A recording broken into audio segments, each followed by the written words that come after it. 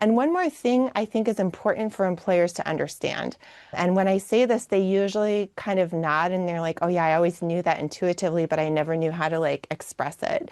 And it's Mm. the concept of secondary gains of victimhood. The So concept of it's, secondary gains of victimhood. What is yes, that? secondary gains of victimhood. So when Susie labels Timothy as a bully in the workplace, and then Susie becomes the quote victim, she gets secondary gains of that victimhood, right? So maybe suddenly she's allowed to have priority over the schedule so that she doesn't have to be around Timothy. Or now that Timothy's been labeled the bully, Susie can even say things that are a little bit needling around him, and he just has to shut up and take it because he's been, now labeled Mm. as the bully and she's labeled as the victim.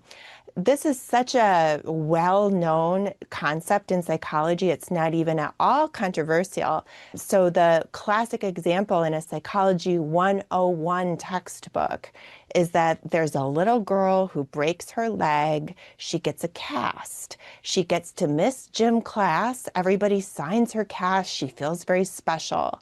When her leg is healed, the doctor says time to take off the cast. Susie protests. She's not even trying to lie, but she's grown so attached to the cast and the benefits of missing gym class and everybody treating her specially that she doesn't want to accept that the problem is Mm. gone. She becomes attached to the problem.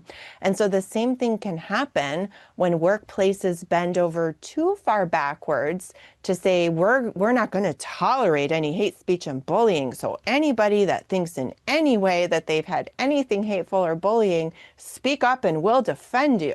They're almost creating an incentive structure for Yeah. people to define themselves as having been a victim, which then makes the other person in your workplace the quote villain. And then you're alienating those people. Now, obviously, if there's hateful things going on or true bullying going on, it obviously needs to be addressed. But I think that we've gotten so carried away with all of this that we've ceased to realize that silencing people or preventing them from just being themselves is also a form of hatefulness and is also a form of bullying. So I think we all just need to take a deep breath around the hate speech Mm. and bullying thing because it's going into a place I don't think even the best of intentioned people intended.